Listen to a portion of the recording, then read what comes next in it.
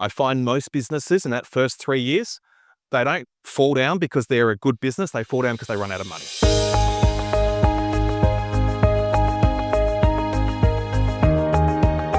The next question is about income to profit, unless there's anyone else who wants to ask anything. I think, obviously understanding the calculation, first of all, that profit is income minus expenses.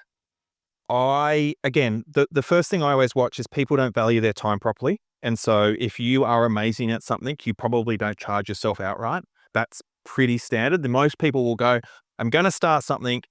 I'm going to charge myself out at $30 an hour because I just want to be a friend and I want to be nice. And guess what? You can't make enough money on that because you actually want to pay yourself more than $30 an hour. And it doesn't work like that. Like for me, again, this is where that research comes in and going to see what other people are doing. But people charge prices for a reason because that's what it costs to run and operate and do all those things. And that's where, if you want to be seen at that space, you should be doing that. I remember a friend of mine, working in the western suburbs of Melbourne, started a bubble tea business, admittedly March 2020 during COVID, so like worst time to start.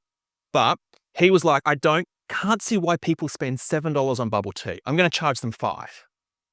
No one went there because everyone went, $7 is the price I'm willing to pay. Like if I can sell you a $2 cup of coffee, you probably don't trust where that coffee came from because we're used to that higher price. And you watch the amount of people who go, I'm going to charge less because I want to start out. But if I'm used to a $5, $6 cup of coffee and you're going to charge me $2, I'm wondering what you haven't done. And that's not how any of us run our businesses. So that's where, for me, I find a lot of people will actually undercharge, start out by doing that, by going, I'm going to get a few people through. No, show them what you're actually worth. And that's a really big one. The other side is just looking through your expenses and being really careful the way you run your business.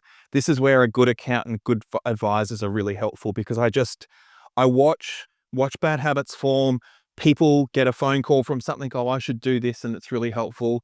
Look, if your business isn't ready for it, don't do that. Don't be really careful with how you spend your money. We do it in our own family budgets.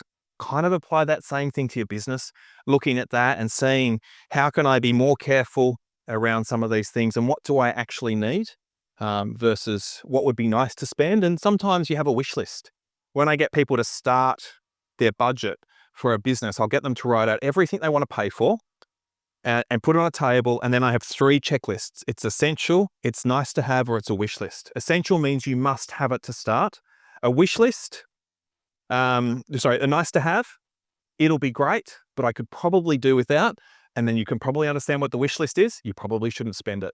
People will come in and go, I need $60,000 to start a business. We go through this process and there's a $45,000 car on there. Guess what, guys? You already own a car. Let's not worry about that. And then the rest of it, we can afford the rest of it. Great. But looking at some of that stuff, I just find like Illuminate. I didn't buy my first set of business cards and my banner till I had a customer.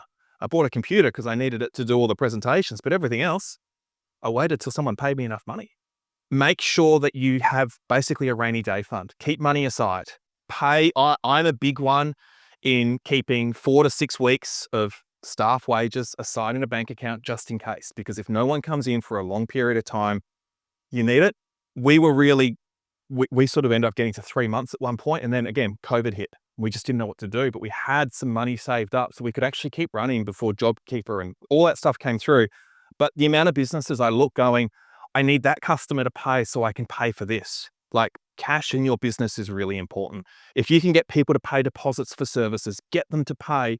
If you've got anything that keeps your money in your business so that you've got some of that stuff saved aside, that's really important. I find most businesses in that first 3 years, they don't fall down because they're a good business. They fall down because they run out of money.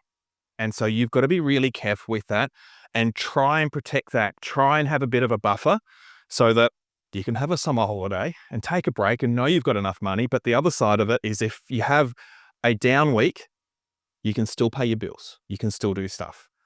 Cash in your pocket, money in your bank account is absolutely vital. And you really need to protect that. Just because you get paid, exciting, feel excited, but keep it aside so you can actually look after yourself later.